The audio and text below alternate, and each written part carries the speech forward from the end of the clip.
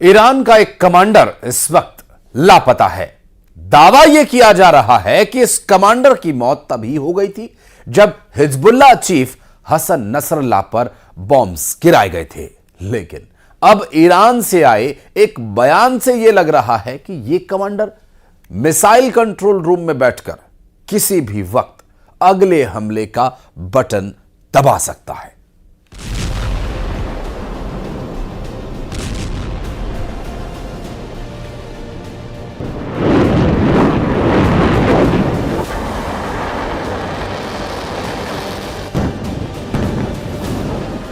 एक अक्टूबर तो ट्रेलर था। ईरान पूरी पिक्चर किस तारीख को दिखाएगा, इसका फैसला जनरल इस्माइल कानी पर छोड़ दिया गया है। इस्माइल कानी यानी ईरान की कुद्स फोर्स का वो कमांडर जिसके मारे जाने की खबर वायरल है। इस्माइल कानी यानी ईरान का वो कमांडर जिसने जनरल कासिम सुलेमानी की जगह ली है।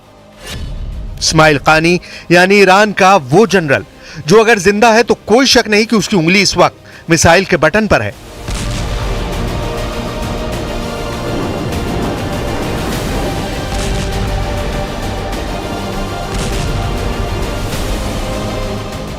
चार अक्टूबर को तेहरान में जुमे की नमाज पढ़ाकर ईरान के सुप्रीम कमांडर अली खामेनेई ने बताया था कि इजराइल की उल्टी गिनती शुरू हो गई है। लेकिन इस दौरान ना तो कुद्स फोर्स के कमांडर जनरल कानी को देखा गया और ना ही इसके बाद कोई खबर आई। जब जनरल इस्माइल कानी को 27 सितंबर के बाद से नहीं देखा गया तो अफवाहें खबरों में तब्दील हो गई।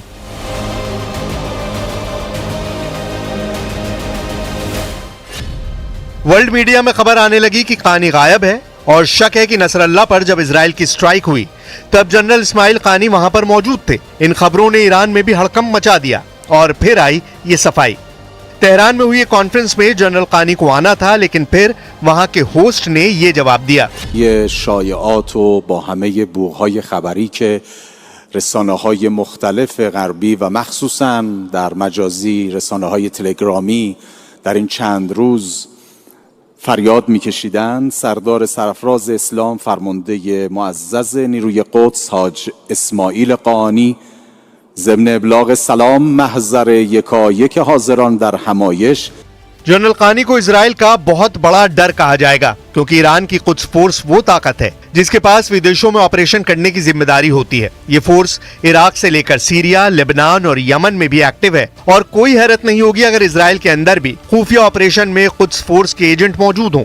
वैसे अभी गेंद इजराइल के पाले में है, क्योंकि 1 अक्टूबर को ईरान के हमले के बाद इजराइल जवाबी अटैक करना चाहता है, लेकिन ईरान कह चुका है कि इस बार उसका हमला कई गुना बड़ा होगा और इजराइल को मिटा दिया जाएगा। ऐसे में जनरल इस्माइल कानी कहां होंगे, ये बड़ा सवाल है।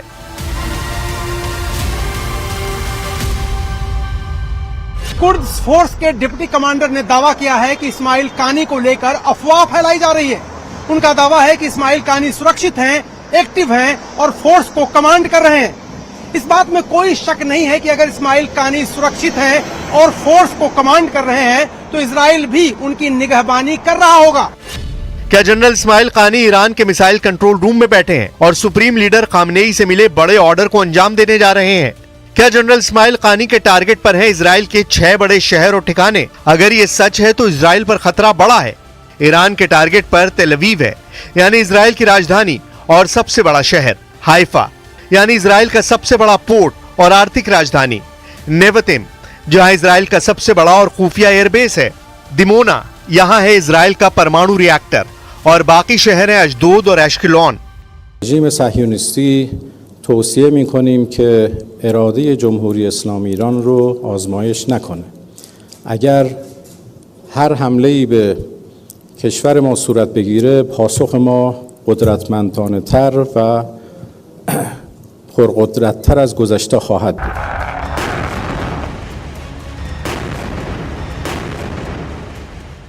हालांकि जवाब अब इजराइल को देना है, लेकिन ईरान को लेकर इजराइल का खतरा कम नहीं हुआ है बल्कि बढ़ चुका है।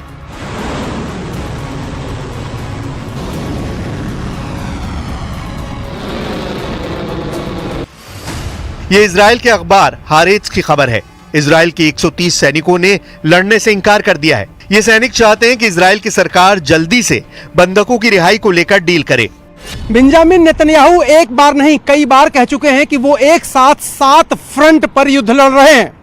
लेकिन एक ऐसा मोर्चा भी है जो नेतन्याहू के लिए मुश्किल का सबब बन सकता है।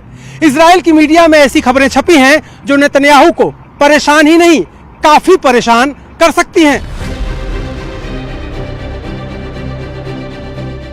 जब इजराइल का ग्राउंड ऑपरेशन गजा के बाद लेबनान में भी शुरू हो चुका है, तब 130 सैनिकों की ऐसी डिमांड नेतन्याहू के लिए बड़ी मुसीबत शुरू कर सकती है। क्या ये इजराइल की सेना में बगावत कही जाएगी? लेबनान में मौजूद ये इजरायली सैनिक बहुत ज्यादा दबाव में हैं, क्योंकि लेबनान की मीडिया ने दावा किया है कि हिजबुल्लाह ने इजराइल के कम से कम 25 सैनिकों को मार डाला है, जबकि सैकड़ों घायल हैं। यही वजह है कि अब नेतन्याहू ने एक डिवीजन फोर्स यानी कम से कम 10,000 सैनिकों को दक्षिणी लेबनान के मोर्चे पर भेज दिया है। ऑपरेशन दिन रात जारी है। ऐसे में जब 130 सैनिक लड़ने से मना कर रहे हैं, तब इजराइल की सेना के अंदर क्या चल रहा है, इसका अंदाजा लगाया जा सकता है। مرت سنة على طوفان الأقصى. هذا الطوفان هو حدث غير عادي، هو حدث استثنائي. أستطيع أن أقول بأنه بداية تغيير وجه الشرق الأوسط. वैसे नेतन्याहू के खिलाफ पब्लिक के प्रदर्शन तो लगातार होते रहे हैं और हजारों की तादाद में लोग इजराइल की सड़कों पर निकलकर नेतन्याहू के खिलाफ नारेबाजी करते हैं। हमास के कब्जे में जितने बंधक हैं, उनको छुड़ाने की मांग लगातार हो रही है। इजराइल में इस वक्त काफी ज्यादा तनाव है। एक तरफ लेबनान की तरफ से हिजबुल्लाह रॉकेट और मिसाइल अटैक कर रहा है, तो दूसरी तरफ ईरान भी लगातार धमकी दे रहा है। यमन की तरफ से हुती विद्रोही भी इजराइल पर लगातार हमले कर रहे हैं। हमास की तरफ से भी खतरा बना हुआ है। इजराइल के हादेरा में एक शख्स ने 6 लोगों को चाकू मार दिया। इजराइल ने इसे आतंकवादी घटना माना है।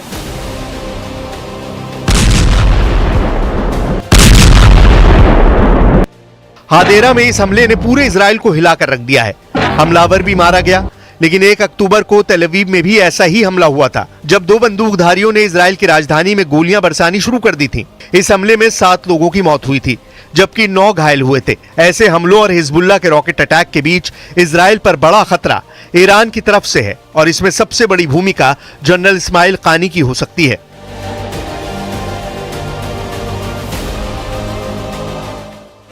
क्योंकि इस्माइल कानी के मारे जाने की खबर को ईरान ने खारिज कर दिया है, इसलिए कयास लगाए जा रहे हैं कि किसी बंकर या कंट्रोल रूम में बैठकर जनरल कानी को नए हमले की तैयारी करने के लिए कहा गया है, और इस वक्त उनकी उंगली भी उसी बटन पर है जिसे दबाकर 1 अक्टूबर को 200 मिसाइल इजराइल पर फायर की गई थी।